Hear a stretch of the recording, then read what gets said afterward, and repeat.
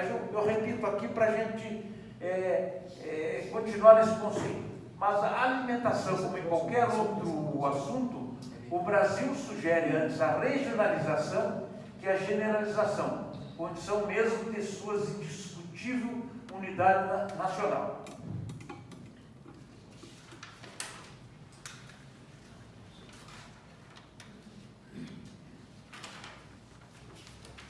Quer luz aí? Não, tem as luzes.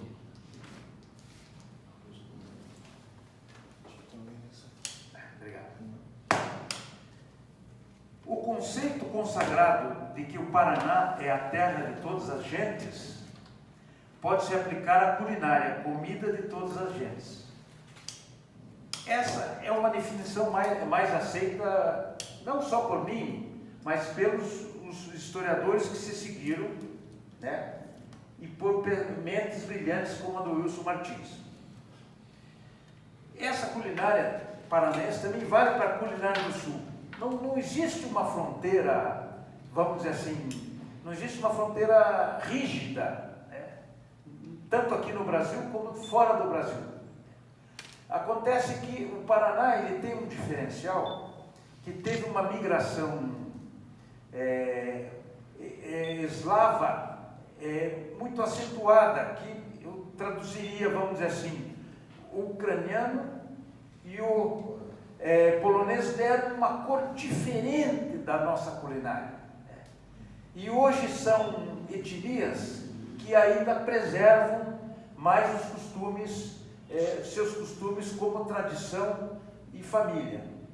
Eu reporto a tradição culinária ucraniana como a mais forte que nós temos aqui no Brasil, eu acho, sabe? Porque eles têm uma unidade fantástica. Eu acabei me ligando um pouco a eles porque surgiram oportunidades de fazer 2 livros sobre as coisas da Ucrânia no Brasil e de forma internacional. Então, eu venho acompanhando isso já há uns 20 anos e sinto que eles têm uma vontade enorme de manter essas tradições. E a desgraça dessa guerra, quer dizer, os uniu ainda mais. Eu acho que eles fazem um esforço danado para mostrar que eles são fortes. Tanto que esse fim de semana, eles consideram, o dia da Ucrânia foi domingo, fizeram uma série de festividades aqui no Museu Oscar Niemeyer, teve uma apresentação da nossa querida Denise Stoklos na reitoria, né? Então, eu acho isso uma força extraordinária desse ponto de vista, e a culinária se destaca muito, o folclore e a culinária.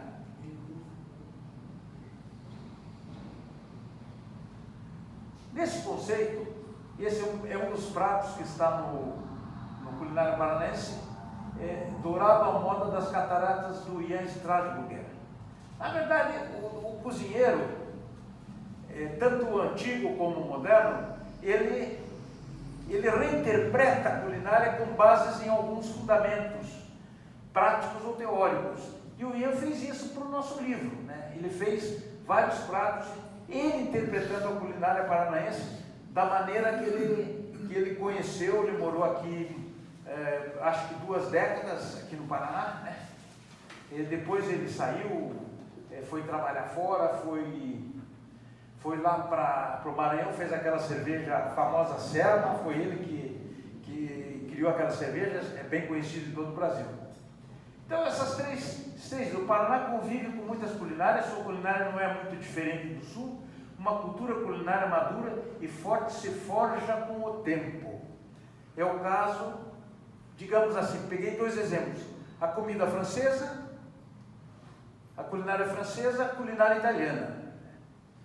São culinárias de muitos séculos, de milênios até, que têm uma solidez muito grande, embora hoje essas culinárias estão diluídas pelo mundo todo, principalmente no mundo ocidental, onde nós apreciamos a comida italiana que é muito nutritiva do ponto de vista alimentar, e também muito barata, porque a massa não é algo que as pessoas comuns têm acesso.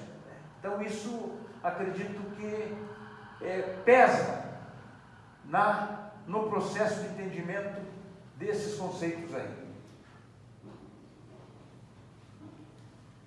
Então, a nossa tradição culinária ela vem lá de trás, que se funde com a chegada dos imigrantes. Então, coisas que os senhores e as senhoras já conhecem, né? Que é a influência da mandioca, a influência do milho, feijão, o gado, a carne de gado era uma coisa um pouco mais, vamos dizer assim, elitizada em função de ser uma mercadoria valiosa e era consumida, digamos, pelas pessoas de maior poder aquisitivo. Essa historiadora Solange de Menezes da Silva de Metergo, ela fez parte, e acredito que continue fazendo, de um grupo que foi criado aqui na Universidade Federal do Paraná para discutir a questão da culinária e as questões relativas à alimentação, né? Então, ela deu esse conceito que é simples aí, mas que vocês podem ver, né? Que é essa simbiose, né, do brasileiro que já existia aqui, desde o índio, desde o negro, o caboclo, né? E que depois se misturou com os imigrantes que trouxeram, digamos, o trigo e outros cereais que aqui não havia tradição, né? Não havia tradição de consumo.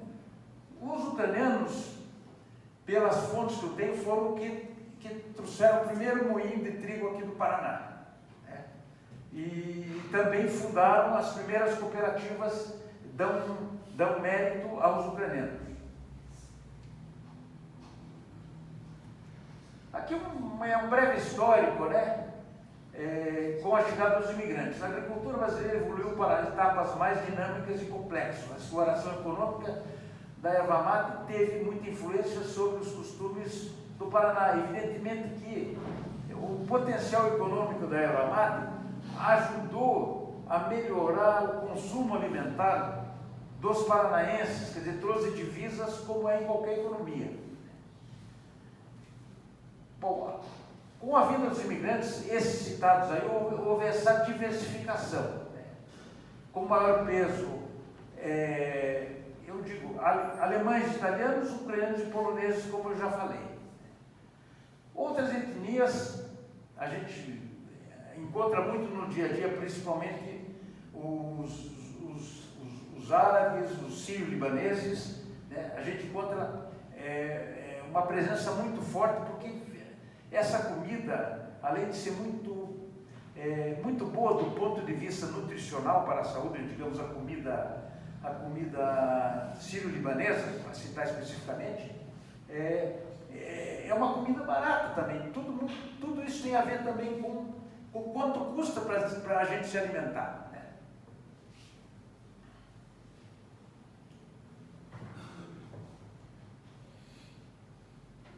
Na verdade, como está escrito aí, nós temos uma constelação culinária aqui, em função dos povos que aqui habitaram e continuam habitando, ou seja, Paraná, terra de todas as gentes, Curitiba, principalmente, Paraná, terra de todas as gentes, culinária de todas as gentes. Portanto, primeiro vem as pessoas que trazem a comida. É isso que os professores lá atrás falam disso aí, né?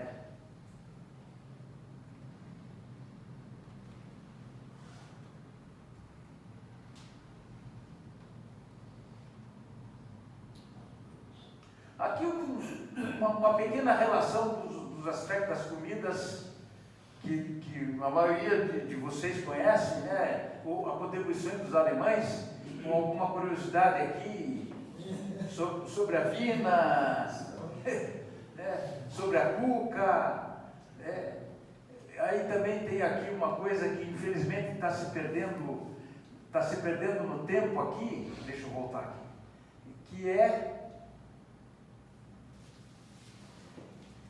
que são esses recheios aqui de galinha, que existia muito antigamente, né? Miúdos picados, até a gente encontra de uma empresa lá de Joinville, encontra isso aqui nos mercados, né? Isso aqui hoje praticamente é raro, existem os recheios muito mais assim na base do carboidrato, não tem essa coisa que vinha do conhecimento das mães, principalmente, né, de misturar carboidrato com proteína, que era esse conjunto de coisas aqui.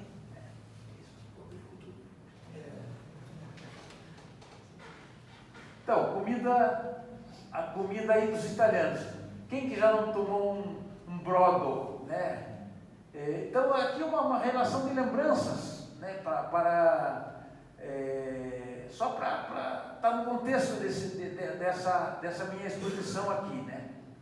O que está proibido agora, que eu acho que a maioria de nós já comemos, são os passarinhos de panela, né? Que hoje dá uma dó até falar isso aí, né?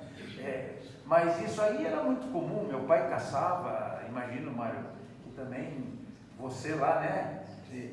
Isso, digamos assim, era parte da cultura de alguns imigrantes e vamos dizer assim, infelizmente isso hoje está proibido, né? Então, os poloneses, o pierogi, todo mundo já comeu aí, né? E tem toda essa relação de comidas aí, vamos dizer assim, que são muito espalhadas, mas sinto que cada vez menos a presença dos costumes poloneses aqui em Curitiba, que eu venho acompanhando isso com curiosidade nos últimos 20 anos, né? Tem a festinha típica do Bosque do Papa ali, mas não tem mais uma coisa assim, com a presença que os ucranianos fazem, não tem né? Não tem essa, a comunidade, ela, assim, nós, como eu sou descendente italiano, que ela se espraiou e virou uma cultura universal, embora a gente tenha um pé na nossa origem. O polonês está ficando aqui assim também, nesse sentido. Os ucranianos que eu falei aí tem muita coisa. O pierogi, que é o pastelzinho, né?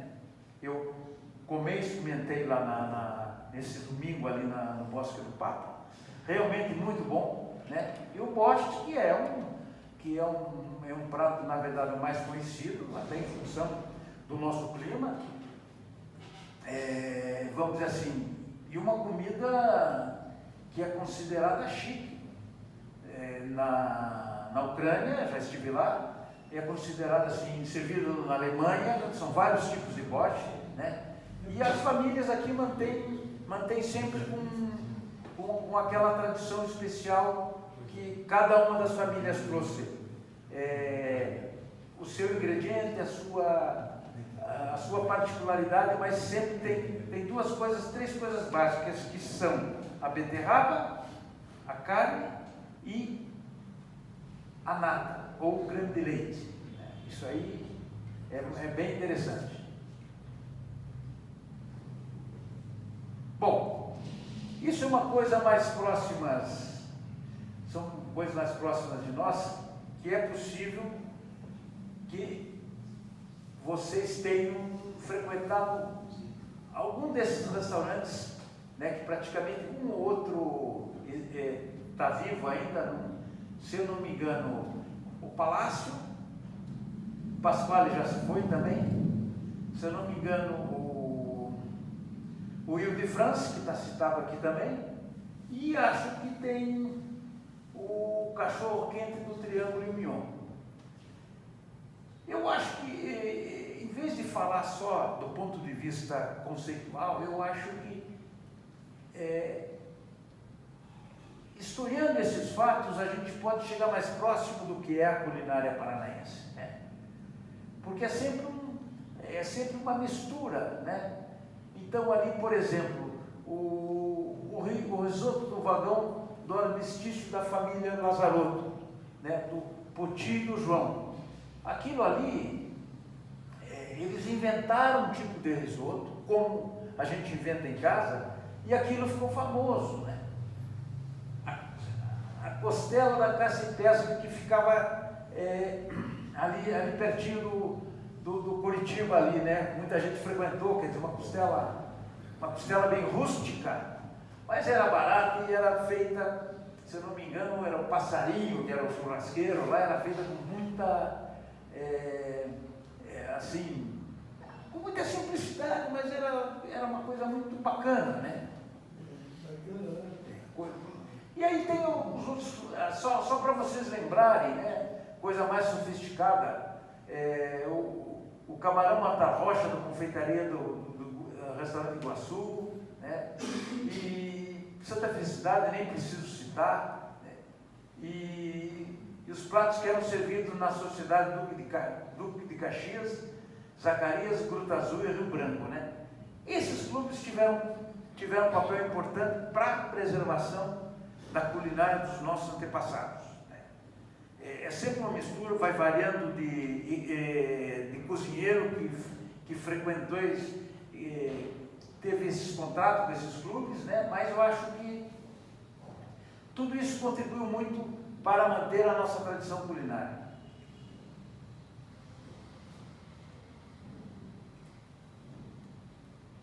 Queria falar particularmente do Onha, que tem uma história muito interessante. Se vocês me permitirem, vou me estender aqui um pouquinho.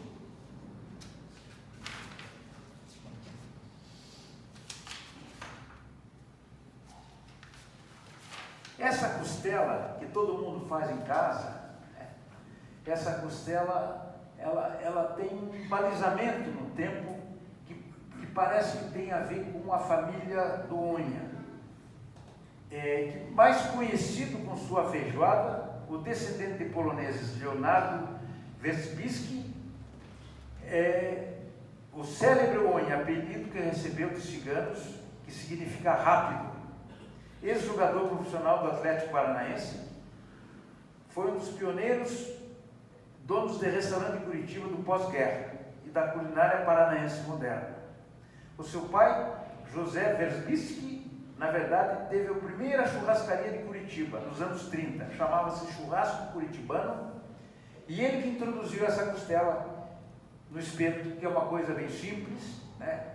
Aqui em Curitiba, pensando bem, olhando para o Rio Grande do Sul, ou talvez para o interior de São Paulo, também tinham as suas costelas, mas esse tipo de costela que apareceu aqui e se firmou na cidade como um dos pontos importantes de atração, tanto pessoas mais velhas como nós, e tanto pessoas jovens que vão nesses costelões 24 horas, né? Que comem barata com 40, 50 reais, come-se bastante de madrugada, a qualquer hora, né? Eu diria assim que esta costela é a matriz ou mãe das costelas de hoje, que são servidas no estado inteiro, né? E que também fazem história nesse sentido que eu falei.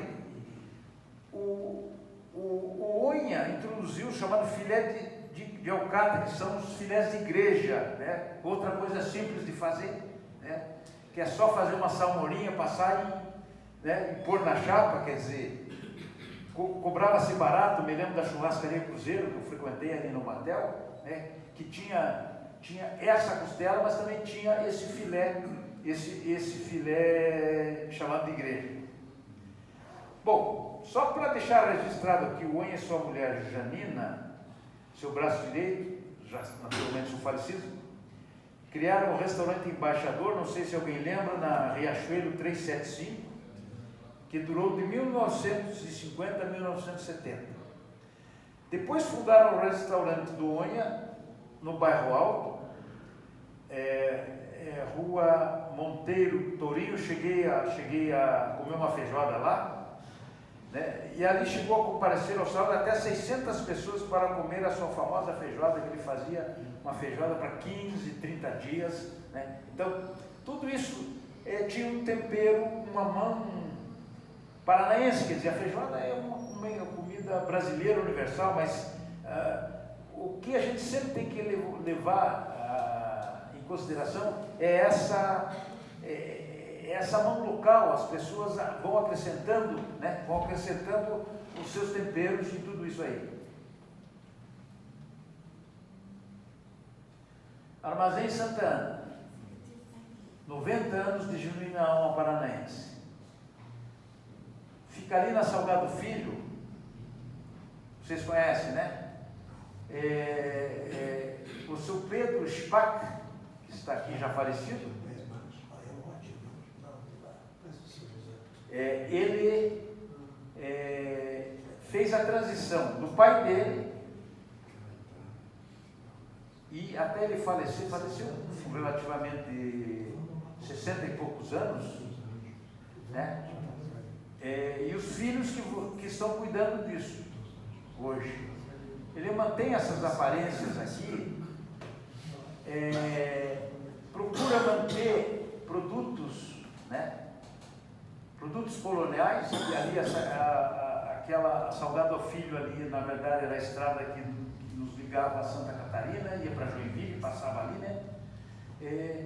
Mas olha, não há quem não goste de comer um prato, mesmo que se não seja aquela autenticidade da culinária, né? Mas ele faz coisas interessantes, né? Coisas interessantes lá que às vezes vale a pena a gente passar lá e provar um sabor desse. Ele faz umas cachaças com ervas lá e tudo. Então, lembrando que esse tipo de lugar também ajuda muito a manter a nossa culinária.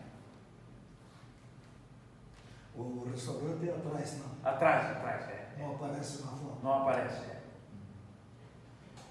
Curitiba Rural é a que mais preserva a comida imigrante. Por quê? É uma conclusão assim meio... não é que seja meio óbvia, mas é que as pessoas que moram, digamos assim, na parte mais afastada de Curitiba, a tendência é elas terem uma ligação mais com o passado do que a gente que mora na cidade. Claro que isso não necessariamente pode ser um fato em si, né? Mas, vamos dizer assim, a ligação entre o velho e o novo, esse sempre é uma questão que é um dilema que a gente tem a vida toda, né? O velho, o que é o velho? O velho que veio lá do avô, que veio para cá, e esse descendente que já morreu passou a ser velho, mas ele mantém um pouco da cultura do avô e tenta passar para os filhos, né? Então isso é muito forte, né? Digamos, essa busca de manter as coisas. Essa senhora aqui também, que infelizmente faleceu, ela tem um dos restaurantes, o filho dela que toca, né, o Póscola, que fica aqui na colônia Dom Pedro II. Quem vai para Campo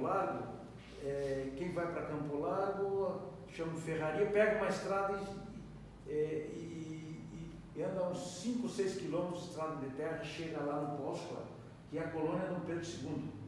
Dom Pedro esteve lá, né? E esse restaurante,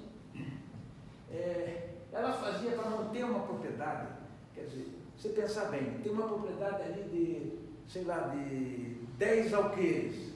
Se pensar do ponto de vista financeiro, vender isso aí, né, a pessoa não precisava fazer isso, né, sacrificar o fim de semana, mas é uma questão, a questão, digamos, da paixão pelas suas tradições, né? A Célia, aqui, ela morreu jovem, o que ela fazia? Ela era funcionária da prefeitura de Curitiba, né? E montou esse restaurante maravilhoso, que é principalmente interessante para crianças, né? Que vão lá, passam o domingo, vão andar de pedalinho, aquelas coisas que as crianças não têm mais muito acesso numa cidade grande como a nossa. e assim por diante, né? Essa aqui é uma produtora orgânica, aí tem restaurantes de várias categorias, gente que foi, gente da cidade que voltou para o campo, essa é a fachada do restaurante lá do Póscola, né?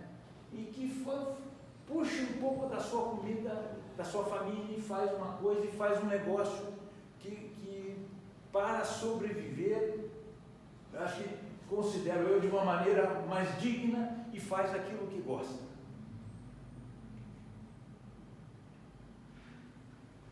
Aqui uma extensão das festas de igreja.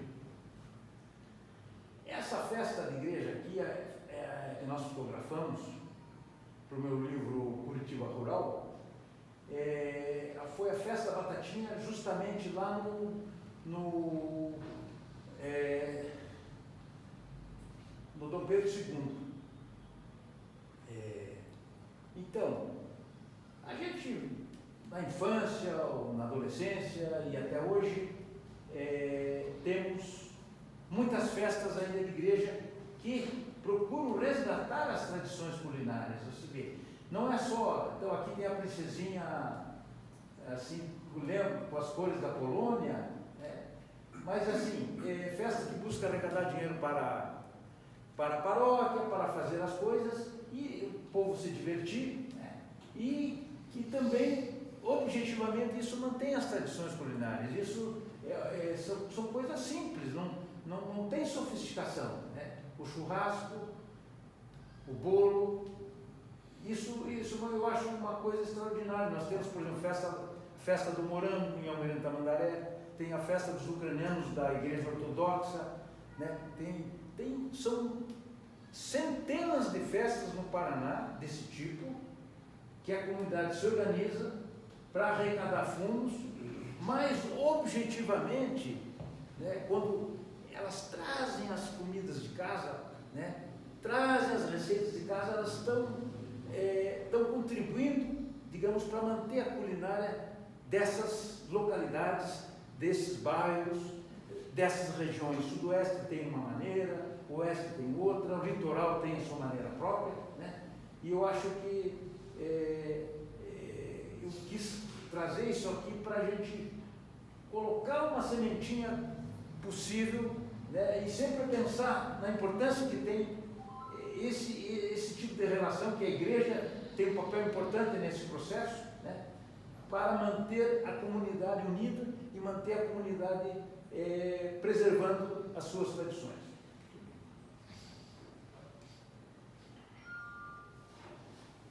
Aqui é uma coisa tipo cabeça de bacalhau, né? Que a gente sempre ouviu falar, mas nunca conheceu, e é o caso do crim, o rim, que os ucranianos falam de um jeito, né? Que é a raiz forte.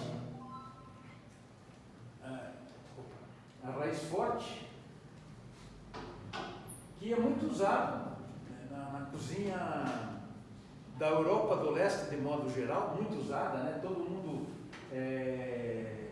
mundo conhece o creme, encontra-se nas feiras. Eu comprei um creme maravilhoso aqui no dia da Ucrânia, que é feito por um arcebispo ortodoxo. Ele tem a banquinha, quer dizer, ele não está lá, né? O arcebispo da Igreja Ortodoxa da América do Sul, ele tem uma banquinha que ele faz, mas ele faz, me falou, ele faz por tradição, que ele quer continuar aprendendo a fazer isso, a manter, né? A fazer, digamos aqui, o creme com a beterraba, o creme puro, né? Então está aqui. O seu Chico, que é um feirante famoso aqui de Curitiba, tem uma banca muito boa, ele tem uma propriedade ali no Ganchinho, se eu não me engano. Eu fui lá para fazer umas fotos dele, ele também está no meu livro da culinária rural, e também está no livro dos ucranianos, que eu fiz questão de colocar, porque está ele aqui, ó, cavando com a enxada para tirar o creme, está aqui o creme para fazer isso aqui, né? Então, tipo, quem conhece o creme? Poucas pessoas conhecem, quer dizer, uma raiz assim, que não é muito bem definida. Socorro. Socorro.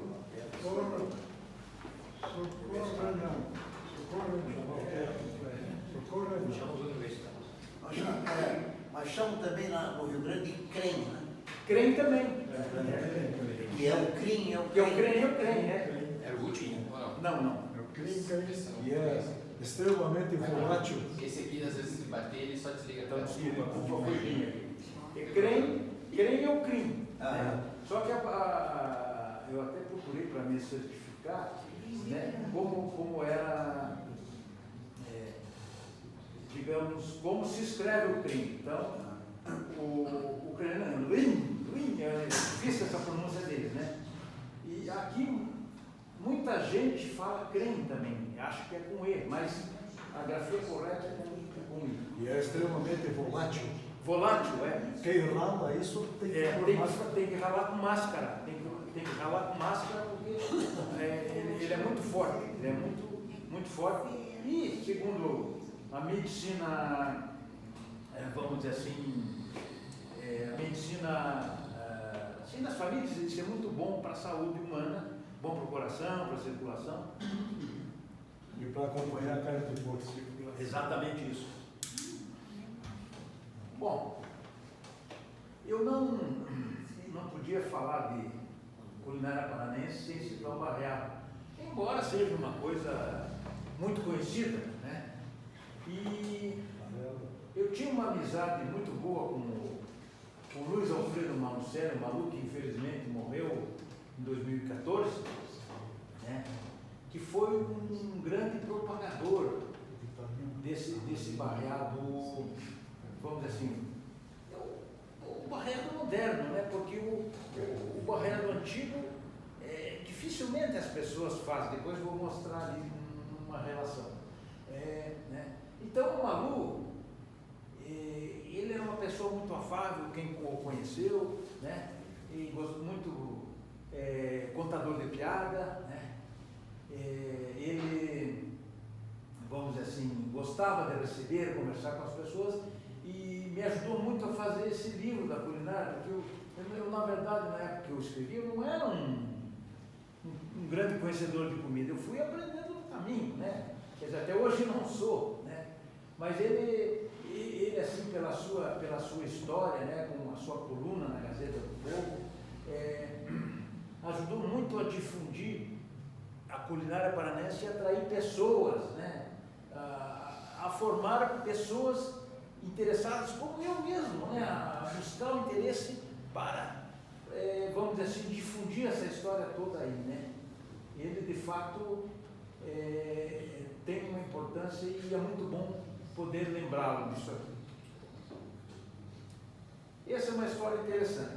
Eu estive no sul do Chile, agora recentemente, em março, né, e fui até a ilha de Chiloé, que vamos dizer assim, na verdade, onde o Chile começou.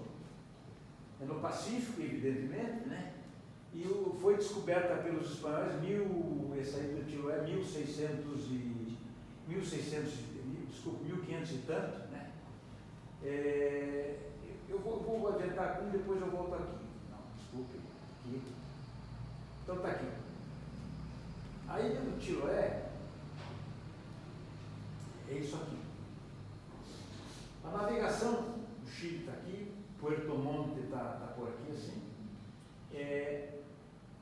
Por aqui passa toda a navegação que vem do sul do continente, passa por aqui, sai nesse estreito aqui e vai até Valparaíso e depois vai para frente para os Estados Unidos, para o canal do Panamá, né? E a ligação aqui está Puerto Montt, onde o avião, quem vai de avião, como eu fui, desce aqui, né? E aqui dá mais ou menos até, dá uns 100 quilômetros até o final do continente, né? E essa é um arquipélago grande, a ilha tem 200 quilômetros de comprimento, 50 de largura, né? E são várias ilhotas que tem em volta, até essa foto aqui, essa fotinha está muito boa, né? E lá, aqui é uma das cidades, né? Me lembrou, Mário, muito bem, Floripa dos anos 70, né? Que era uma ilha Floripa ela era um pouco isoladinha do mundo, tinha lá, que nem o teu sotaque, por exemplo, que até hoje você não perdeu, graças a Deus, né? Né? Que é bom ter, né, a origem, o sotaque açoriana, isso aqui, ó, né? Floripa tinha muito disso, assim, a gente ia lá para Canasveira nos anos 70, era uma delícia. Lagoa da Conceição. Lagoa da Conceição, parece isso aqui, né? Então, voltando. Então, na ilha eu encontrei, falou-se muito desse prato curanto, né? Curanto, que na verdade é isso aqui. Métodos ancestrais semelhantes de cocção e aproveitamento de ingredientes locais, como é o barreado. Né? O curanto é isso, né? Um prato típico da ilha de Chiloé, que é muito cultuado, tem músicas, vamos comer curanto, eles fazem um verdadeiro culto, o Chile inteiro, né? Porque talvez de umas regiões que mais preservaram a sua própria culinária. Né? E eles faziam, antigamente, como nós fazíamos aqui o barreado, chama-se o barreado, como é que se diz? Desculpa, o curanto de buraco, né? E tem essa planta aqui que é um espinheirinho, só um espinheirinho bem fininho, a nalca, que tem por tudo que é canto lá da Patagônia verde do Chile. Né? E aí se enterrava-se as pedras, colocava-se, cobria com isso, misturava, né? Um prato simples que tem, né? Frutos do mar, que ali é uma baía de extraordinária riqueza de frutos do mar, né? Porque tem o Pacífico, aí tem esse lado que vocês viram ali na foto anterior, tipo a ilha nossa ilha, né, de Floripa ali, né, daquela, como é que se diz, da Conceição ali, né? Lagoa. A lagoa. E aí eles faziam também o curante enterrado. Eu considero o barreado até mais sofisticado como era feito, porque ele já era feito, né, em panelas de barro, como bem descreve o Davi Carneiro, um dos primeiros assim, a falar mais do barreado, que eu me lembro, não sei se teve gente muito anterior, né? E aí, hoje nós comemos, digamos, um barreado feito em panela de pressão, que não é ruim, e um curanto que eles fazem em panela de alumínio, lá no Chile. Mesma coisa, né? Mas preservam-se as tradições, né? E difunde-se muito, ou seja, a ligação com a terra, a ligação com a terra no Chile, a ligação com a nossa terra aqui. Então eu acho que me lembrou de fazer essa comparação, porque são métodos ancestrais, são costumes um pouco diferentes, mas são todos ingredientes locais, né? São ingredientes locais que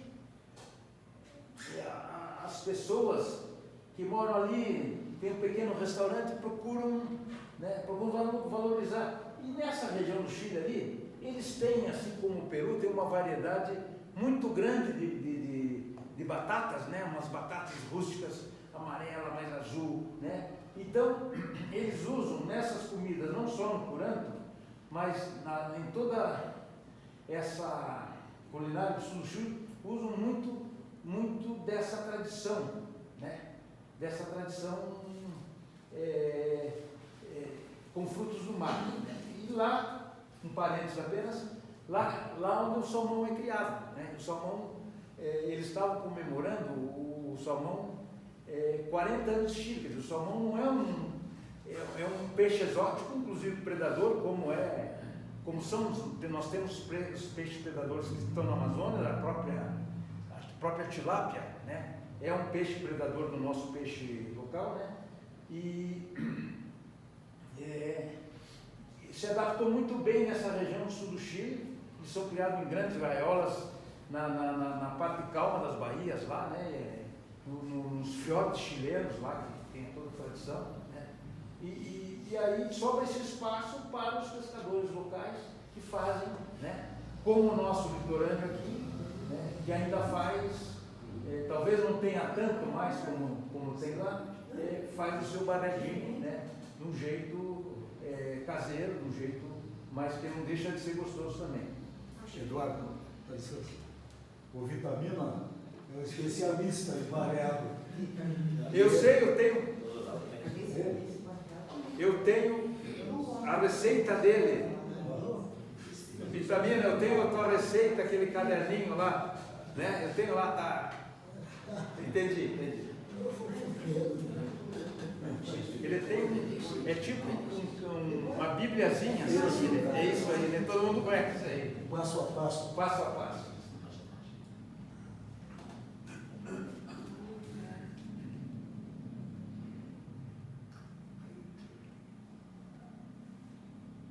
Bom, pulando um pouco mais para o presente.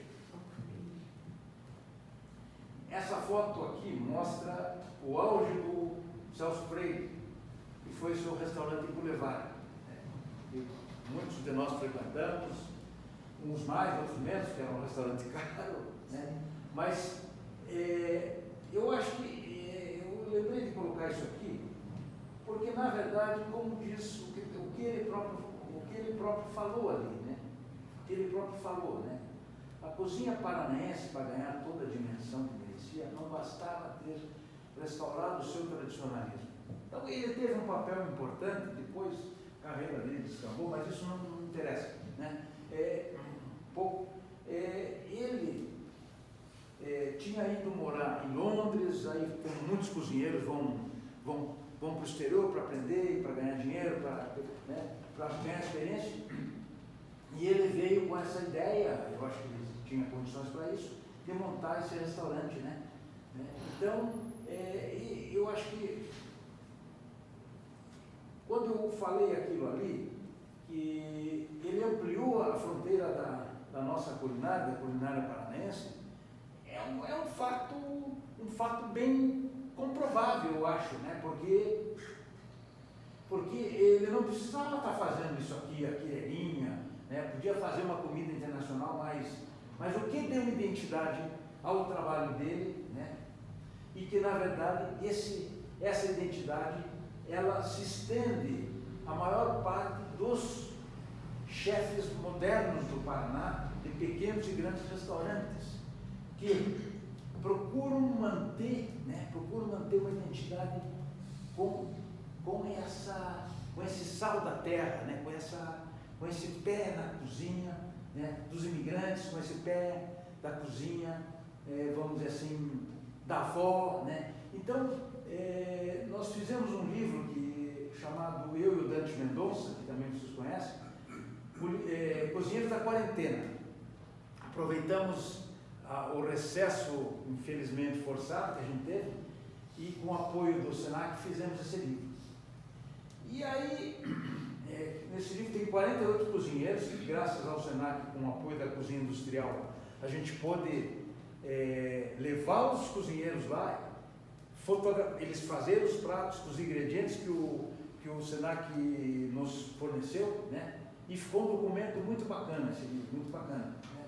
Então, esses cozinheiros do Senac, que eu me lembro que estão vivos, muitos seguem essa tradição do Celso e de outros. Teve outros antes dele, né? Mas eu resolvi pegar um, como eu tinha foto, como eu tinha o prato, né? Tem outros que fizeram isso. Então, você pega... Que prato é esse? Esse aqui é o quireirinha com filé mignon, com filé. Esse aqui, só olhando ali no livro, eu não me lembro, mas... Lombo de porco? É o lombo de porco, não tem razão, lombo de porco, né?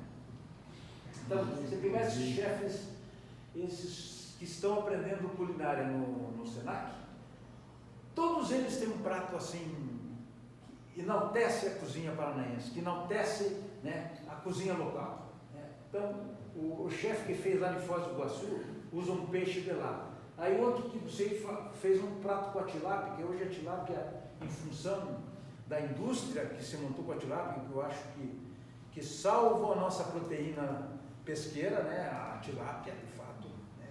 Que é um peixe relativamente barato e que a gente pode adquirir em qualquer lugar, né? Que pode fazer grandes pratos. Então, qualquer restaurante que a gente vá, a exceção está mais próximo do litoral, sempre vai ter uma tilápia, porque é de livre ou seja, de livre acesso e digamos, de preços aceitáveis. Né? Porque hoje, você sabe, os frutos do mar estão cada vez mais escassos e muitas vezes que é difícil achar. Eu lembro de um restaurante que eu fui ali que eu ia em Caiobá, chamado Casa do Camarão, tinha um peixe muito bom lá. Caro, não ia de vez em quando. Aí, mas de onde que é esse peixe? É do Chile, né? Eles trazem do Chile, eles vão lá, compram, digamos, meia tonelada de peixe bom do Chile, congelado, né? Porque o litoral não oferece mais. A grande pesca que tem na tua terra, Maria Itajaí, ela serve mais para a indústria, fica um pouco ali naquele belo mercado que tem em Itajaí de peixe, né? Mas serve mais a indústria que embala, que congela, né? Que vão para alto mar, principalmente os barcos espanhóis, que têm grande tecnologia, que os pescadores tradicionais, pequenos, se queixam muito porque aquela pesca de arrastão, ela vai liquidando com a fauna, né? Ela vai acabando com os peixes, né? Bom, eu acho que sobre a culinária basicamente é isso, né? Digamos, tentei apresentar uma coisa um pouco mais prática, um conceito geral de culinária, um conceito da culinária paranaense e exemplos práticos, exemplos que eu conheci, né? Claro que esse universo é muito maior. Você pegar, por exemplo, o grupo do professor Carlos Antunes, que infelizmente faleceu, que é essa professora Solange que eu citei ali, é um grupo que aprofundou bastante. Eu acho que a universidade deu e vem dando essa contribuição muito grande para essa compreensão e essa regionalização da culinária paranaense. Eu acho muito importante esse trabalho. Pena que ele faleceu cedo e, naturalmente, que como ele era o líder desse grupo, eu acho que ele se dispersou um pouco. Mas foram muitas nutricionistas, não era só gente de história, né? Era gente de outras áreas que interagiam com a questão alimentar. Bom, aqui eu vou dar alguns exemplos dos livros que eu escrevi, né? Esse aqui, 130 anos, foi o último, agora foi lançado esse ano. Conta, esse é um livro difícil de fazer, contar 130 anos da história dos ucranianos por um não ucraniano, não foi muito fácil, mas pelo menos saiu o livro, né? Aqui é um livro institucional de uma fundação aqui de Almirante Tamandaré, que é a fundação ligada ao Asseio e Conservação. Que foi apresentado aqui. O Adonai O Adonai apresentou. Eu fiz esse livro com o Adonai. Ele apresentou aqui? Sim. Ótimo. O Adonai é o nosso associado. Associado, que bom. E ele me deu toda a força para fazer esse livro, também não foi muito fácil, porque eles tinham pouca documentação fotográfica, né? E olha que a gente teve que cavocar para conseguir fazer isso aqui. Sobre o Porto do Paranaguá, uma oportunidade, que não tinha um livro ainda mais profissional, né? Então, eu faço livros autorais e livros institucionais, né? E esse aqui foi na gestão do Beto Rich. Na verdade, não foi o governo que financiou. Eu fiz um projeto e foi financiado pela Lei Rouanet, né? E nenhuma empresa ligada ao Porto financiou esse livro. Foi financiado por outras razões. A Copel gostou do projeto, uma dessas concessionárias de rodovia, né? Facilitou o trabalho, mas muito profissional a gestão desse período, né? Não vou entrar nas questões políticas, e nós tínhamos um fotógrafo, já citei aqui, eu vejo que vocês conhecem, o Ivan Bueno, trabalhou lá durante uns 6, 7 anos e fez um acervo fotográfico fantástico do Porto, e esse acervo permitiu que saísse esse livro com bastante profissionalismo aqui também. E esse é o Cozinheiro da Quarentena, que eu citei para vocês, né? Foi feito com a parceria com o Senac. E esse aqui, Os Últimos Artesãos. Esse foi um dos primeiros livros que eu fiz aqui, foi lançado quase no mesmo tempo que Culinária Paranaense, né? Que fala esse livro, fala sobre profissões em extinção, que eram na época e são cada vez mais extintas, tipo um torneiro, um carpinteiro, né? um tanoeiro, um ferreiro, né? E tem aqui uma pessoa que vocês também conheceram, um alfaiate, né? O Silvestre. Sim. Silvestre está retratado nesse livro, ficou muito feliz de ver a foto dele, e todos eles ficaram, né? Porque, na verdade, vamos dizer assim, eu vi no Homem Comum uma possibilidade de contar uma boa história, por isso que o repórter e escritor, né? Eu fui buscar as histórias na rua, né? Tem aqui um ferreiro Carpeschi, lá de Campo Magro, uma inteligência fantástica. Você olha aquelas mãos dele tudo arrebentada, né? Mas sabe, pessoas inteligentes, né? Então, uma coisa que eu achei que poderia virar um nicho de trabalho, e tanto que virou, né? Porque esse livro aqui foi adquirido pelo governo do estado, e ele comprou 5.000 exemplares para distribuir nas escolas, né? Que realmente, para uma tiragem do livro, é uma grande coisa, né? Então está registrado aqui, tem a história de um jardineiro, né? Que ele diz, de origem alemã, que jardineiro não é o cortador de grama. Aí ele contou o que era um jardineiro, está contado nesse livro aqui, né? Ele fez os jardins do Hermes Macedo, de outros grandes personalidades aqui de Curitiba nos anos 70, né? E esse alemão, ele foi um dos principais responsáveis pelo desenvolvimento do horto da prefeitura. Depois ele largou e se empregou na prefeitura. E essas árvores que a gente vê na cidade aqui, né? Ele ajudou a desenvolver, porque isso não veio de fora. O que eles faziam? Plantavam 10, aí tiravam as sementes e passaram a reproduzir no horto da prefeitura, tanto que o horto virou tipo um celeiro, assim, desse ponto de vista da flora, né? E tem uma importância histórica, e graças a Deus isso na nossa cidade virou uma cultura, né? Que pelo menos o poder público tenha respeitado um pouco a questão ambiental nesse sentido aqui.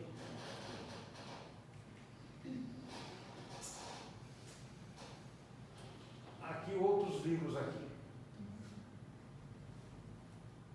Esse foi o primeiro livro e único até hoje sobre o mercado municipal de Curitiba. Foi também uma oportunidade que eu tive de fazer.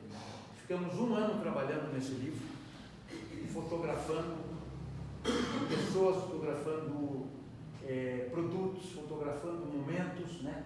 E acabou saindo esse livro aqui, ficou bem interessante, né? E histórico do ponto de vista do mercado, né?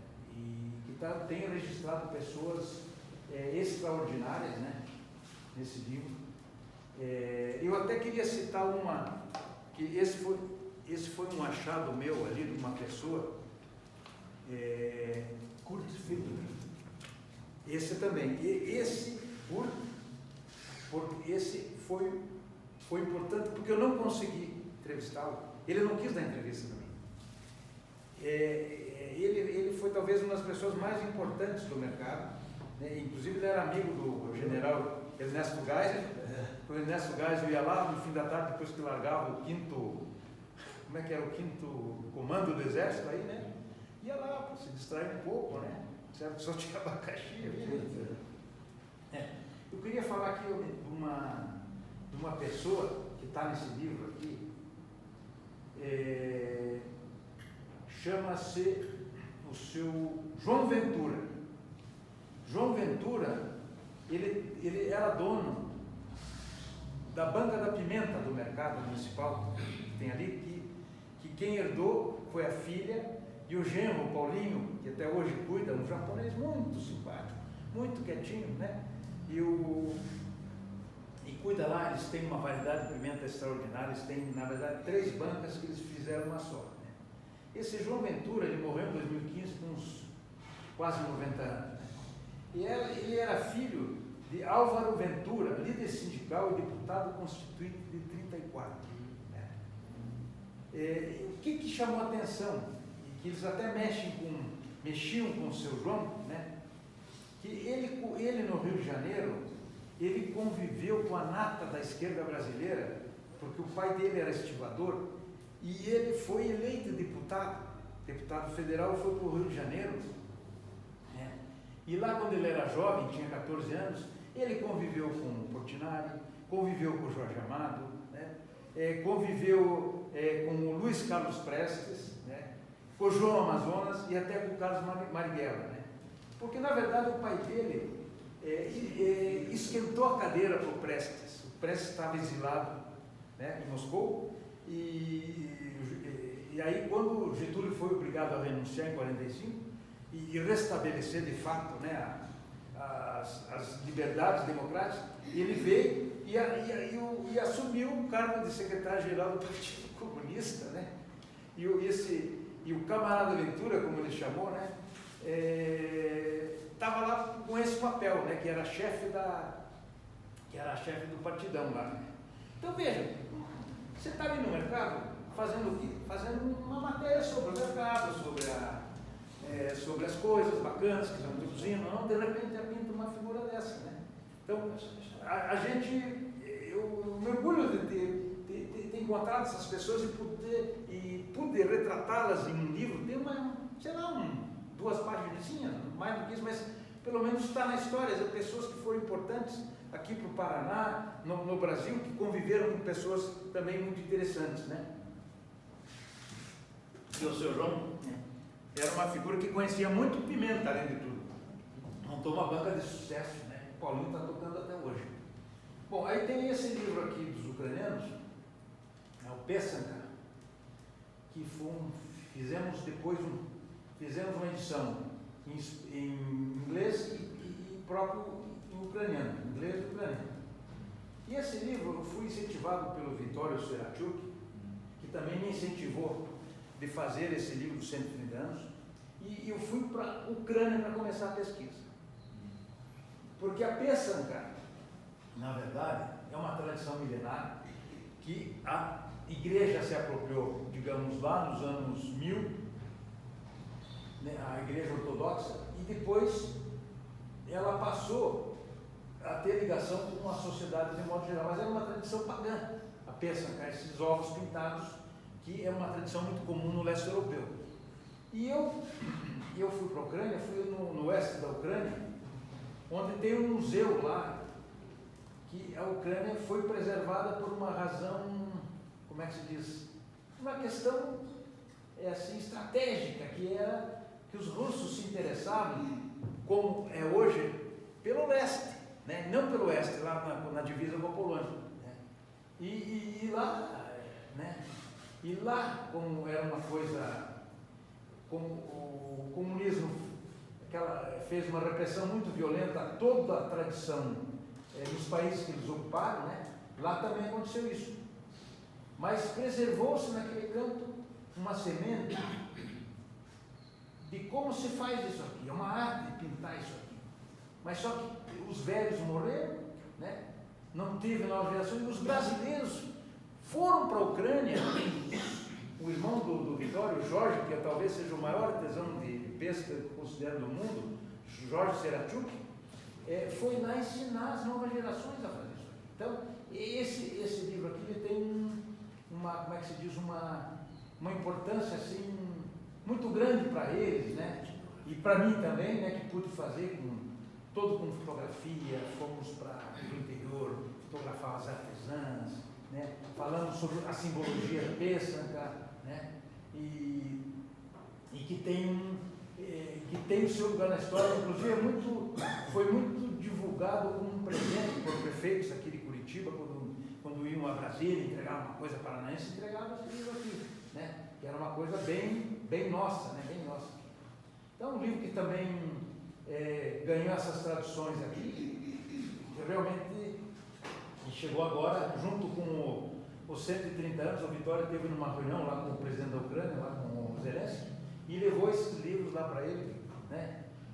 mostrando que a Ucrânia aqui no Brasil também tem sua força como a tradição imigrante. Né? E esse é um livrinho mais singelo, que segue numa linha, vamos dizer assim, de buscar essa comida de criança. Na verdade, eu fiz assim, em homenagem à minha mãe e às primas delas, né? Que sempre falavam de comidas quando elas eram meninas, o que faziam lá? Ah, sopa de batatinha. Né? Sabe lá, vamos fazer isso aí, vamos pôr no livro coisas simples assim, né? Que estão nesse livro, as fotos dela, graças a Deus, elas estão registradas aqui porque elas já se foram, né? E então foi feita uma homenagem que eu considero bacana, que está para toda a vida, né? Que fica isso aí, né? Uma coisa que de fato... E aí tem toda a questão relacionada à criança, esse livro. Ele pega desde a história, não é só pediatria, tem história, tem pediatria, fala da amamentação, e aí no final tem uma... Eu inventei uns pratos, pesquisei na gastronomia universal, sei lá, uns 10 pratinhos que os pais podem fazer para crianças, né? E aí ficou isso está registrado, assim, uma coisa que às vezes os pais querem fazer algo para a criança, não tem uma inspiração, aí seria uma inspiração aí também.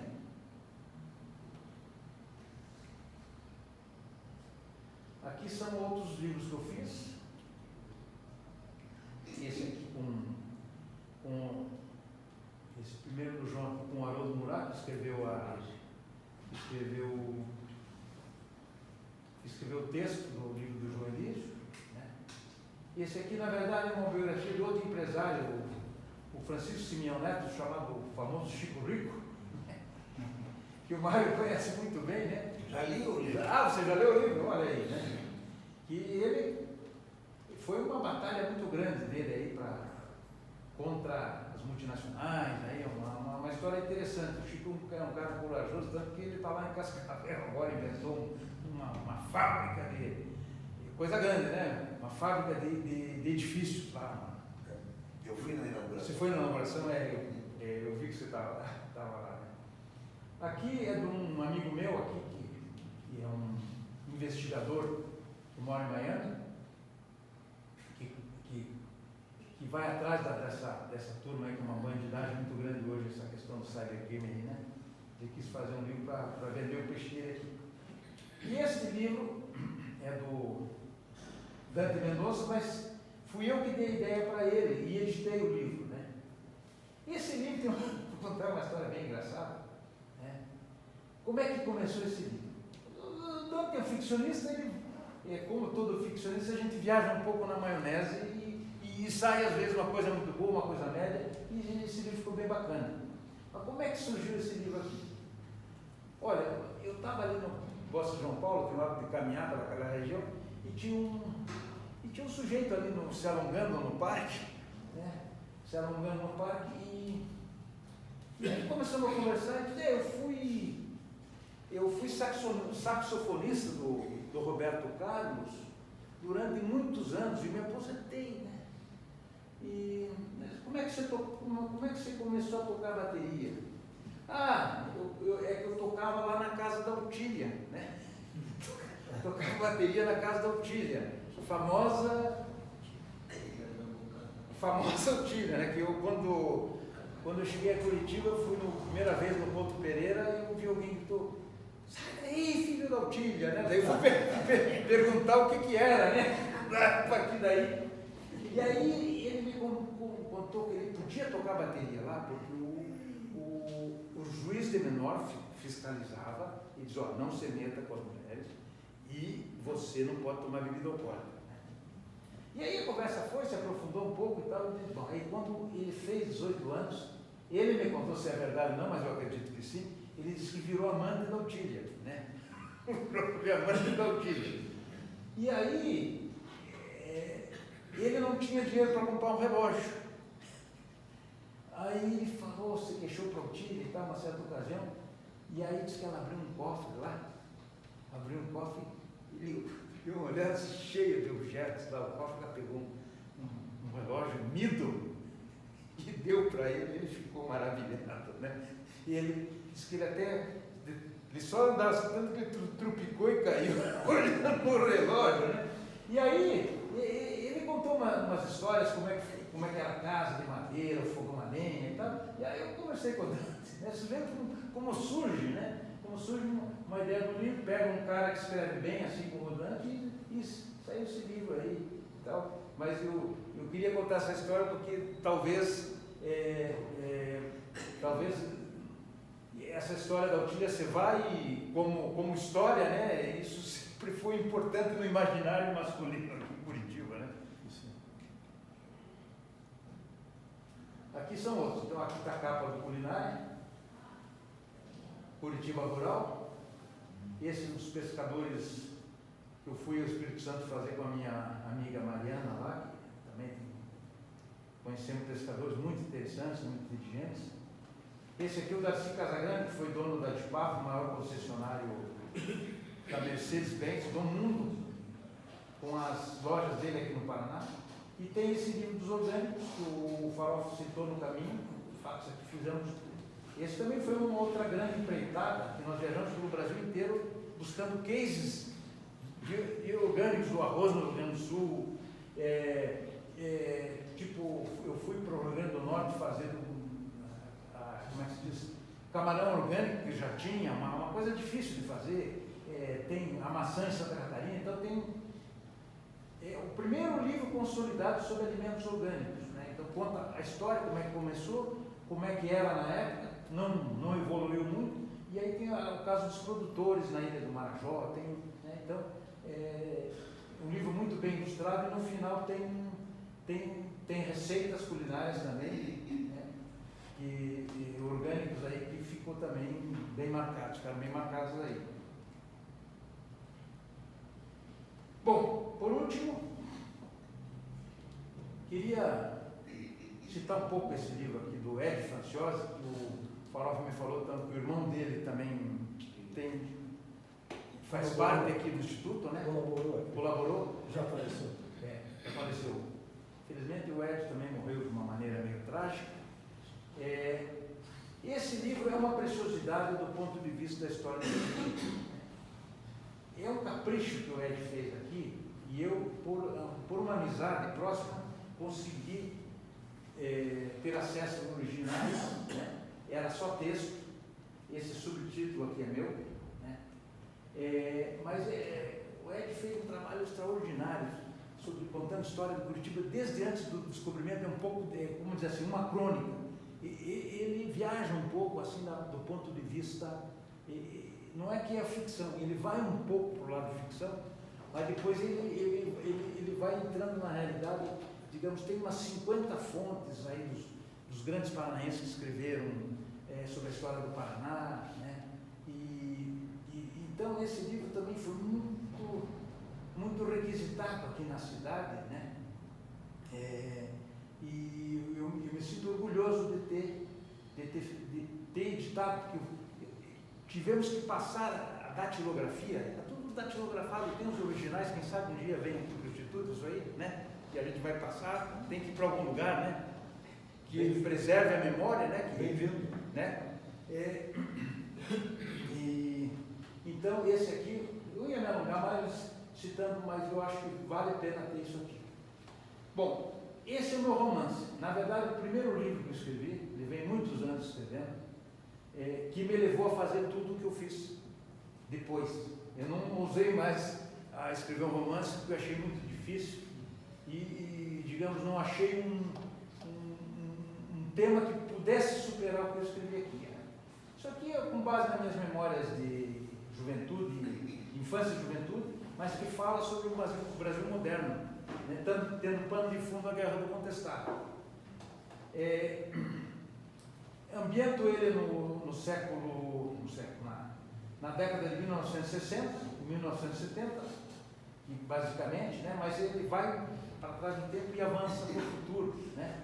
Então, conta o período da ditadura e vamos dizer assim, mais histórias de Jânio Quadros, tendo personagens verdadeiros, mas uma história de ficção. Personagens, a questão da juventude, né? Da juventude tanto da militância política como da juventude vamos dizer assim, desbragada, né, como era a juventude, jovens de famílias ricas que se atiravam, faziam o diabo. Então, é uma história nesse sentido aqui, né, que é um livro, foi realmente, de fato, essa aqui é a terceira edição, graças a Deus está vivo ainda, né, dá para, como é que se diz, ainda tem chão para o livro. Por fim, quero deixar essa frase aqui da Annie Ernaux, Prêmio Nobel de Literatura, sobre a questão da memória, né? Que é: precisamos salvar alguma coisa do nosso tempo no qual nós nunca mais estaremos. Isso aqui é a última frase de um livro dela, chamado Les Anos, Os Anos, né? Que são as memórias que ela escreve sobre uma terceira pessoa, né? Ela escreve na terceira pessoa, mas eu achei muito significativa, né? Ela vai contando as memórias dela de infância, depois a guerra, depois não sei o quê, e vai chegando, e a última frase é essa aqui, que eu achei extraordinária, porque de fato é uma coisa que a memória é uma coisa que a gente tenta se agarrar, mas a gente nunca mais chega, né, a tê-la nas nossas mãos, né? É uma coisa que sempre está fugindo da gente. Agradeço a gentileza de vocês ficarem me ouvindo esse tempo todo e espero que o Instituto continue sendo muito profícuo, trazendo muitas coisas para todo mundo aí.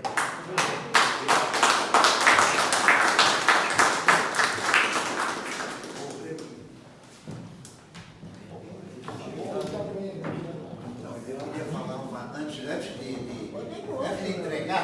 de entregarmos aqui ao Eduardo. Vai abrir para Só um pouquinho. Depois não. Não, eu queria. Eduardo, não, eu queria dizer o seguinte, que fui lembrando de algumas coisas enquanto você falava, né, como o Onha, por exemplo, né, que era pai do nosso João José Verdi, do JJ, que faleceu há pouco tempo e precocemente, né, na verdade. E depois sobre aquilo que você disse que encontrou não sei aonde, salmão, você foi em outro Chile? Não, eu sei, mas você pegou salmão e o cara disse que é do Chile. No passado você falou que estava no restaurante aqui. Então é o seguinte, o Chile, você come salmão em qualquer lugar do Brasil que vem do Chile. E nós não temos distribuição de peixe, agora passou a ter da tilápia.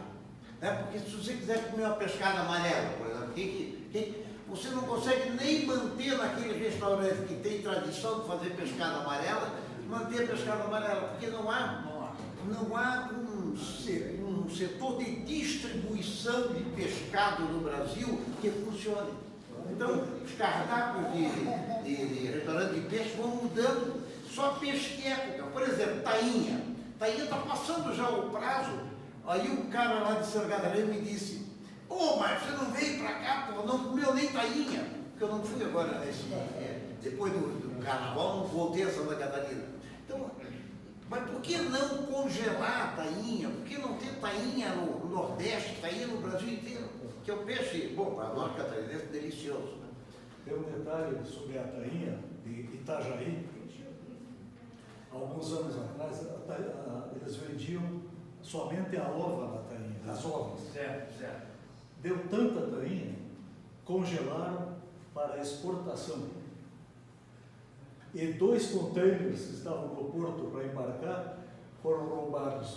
2 containers de ova. Desapareceram 2 containers de ova.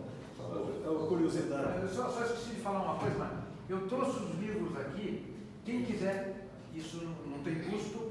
Quem quiser pegar algum livro está aqui, pode escolher, aí tem uns livros aqui. O Curitiba. vai abrir para Mário ou vai abrir para pergunta? Eu quero pegar esse. Primeiro eu não veio depois. Pode quiser. Pode pegar aí. Não tem de todos, mas tem ali. Essa moça queria fazer uma pergunta. Daí Também ele falou, queria. não, deixa para depois. Daí Pode. eu quero pegar aqui. Caminhos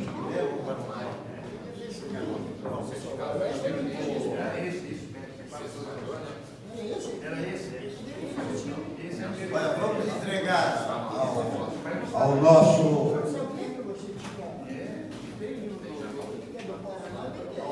jornalista, escritor, o certificado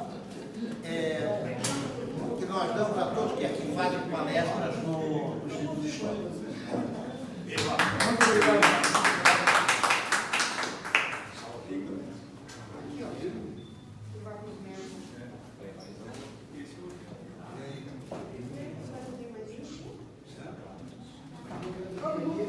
Dá um abraço na Marta.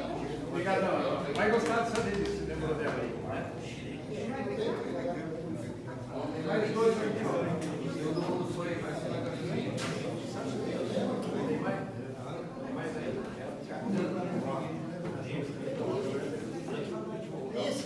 Esse aqui não é prazer, o seu nome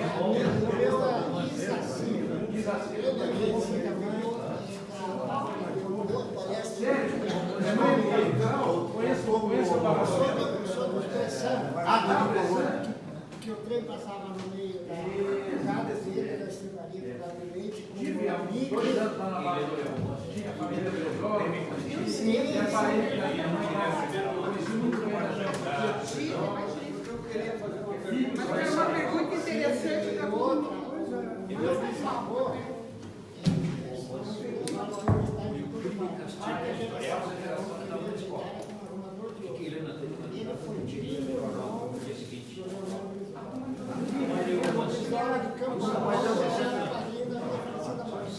Esse aí, ó, o Campos Novos era uma amiga. Parabéns pela.